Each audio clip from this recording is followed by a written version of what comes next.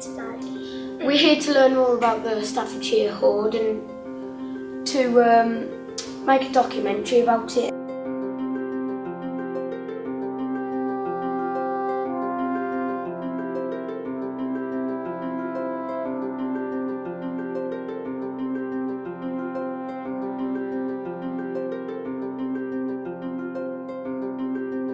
When was the first piece of the hoard found? The 5th of July 2009 it was found by Terry Herbus on the fields near Lichfield. He found about 5 kilograms of gold and 2.5 of silver and lots of little red garnets as well, but some of those are just tiny little pieces about the size of a flake of glitter. How many pieces was there in the hoard? Oh, overall there's more than 2,500 pieces really. But a lot of them pieces are little fragments and silver fragments and pieces from helmets really. But it's mainly just the gold pommel caps and hilt fittings that we actually put on show. But there will be some pieces that we won't really put on show, but they'll be taken for analysing and testing because we want to find out a lot more about them.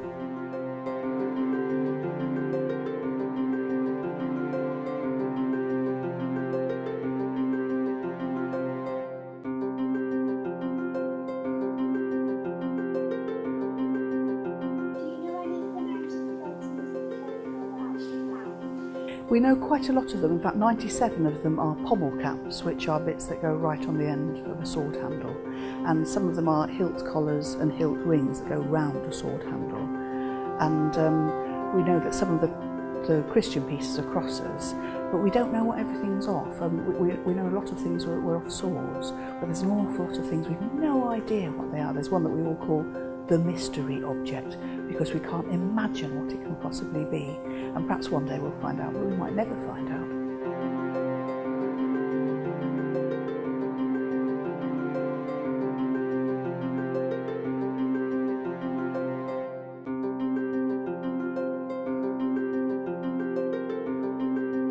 You're 11 years old. What do you think is interesting about the hoard? I just think it's really cool how old it is and how found it after such a long time that it's been buried for. I think it's really cool that they found that amount of gold in a couple of years, and it was especially because it was from so long ago, and it was buried while they were new, so that was pretty cool. I think it's very good that they discovered it so close to where people grew up and where there was Ridgeway so close to it, so it's just a good feeling that people from a person from where I used to be found it. And when you see the actual hoard, now it's in a museum, how does that make you feel? Well, I was quite surprised about it, to be honest, because I didn't realise how small some of the pieces are, and they said one of the biggest ones is it's not very big at all. So does it shock you that it was worth £3 million? Yeah.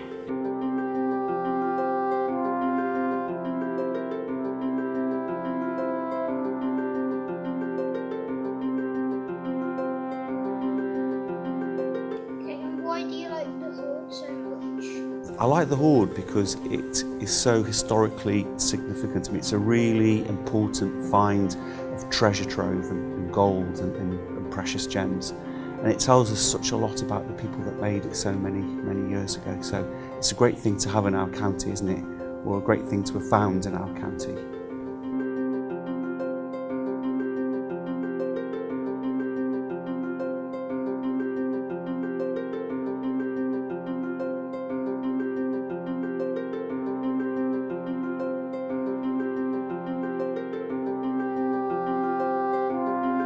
What makes it so special that the hoard is Anglo-Saxon? Very few Anglo-Saxon treasures have ever been found anywhere in the world, and it's so important because this is the biggest collection of precious Anglo-Saxon artefacts ever found anywhere in the world.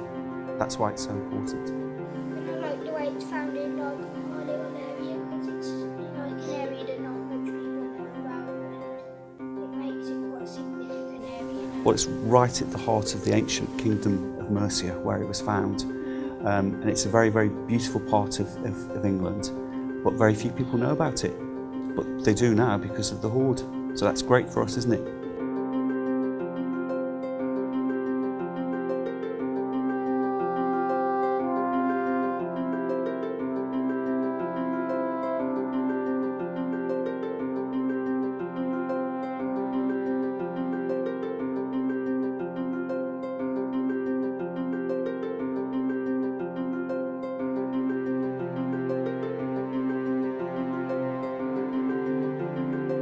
The most popular piece really is the seahorse piece, which is a piece which looks exactly like a seahorse. It's cut off at the bottom though, and we presume that there's a seahorse's head, and you can tell the distinction with the nose of a seahorse and an actual horse.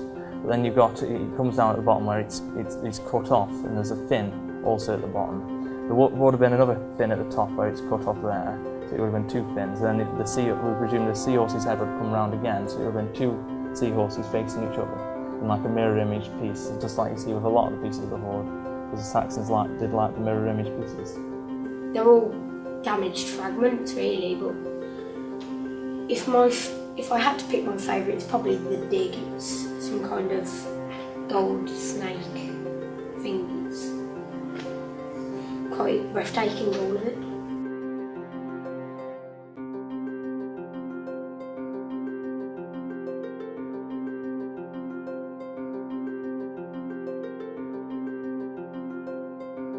The best part of experiencing the Staffordshire hoard was actually visiting the Potteries Museum. I really enjoyed looking at the hoard and learning a bit more about the Anglo-Saxons. And like when I was creating the film, I really enjoyed putting all of it together. I really enjoyed filming the Staffordshire hoard. The best part about being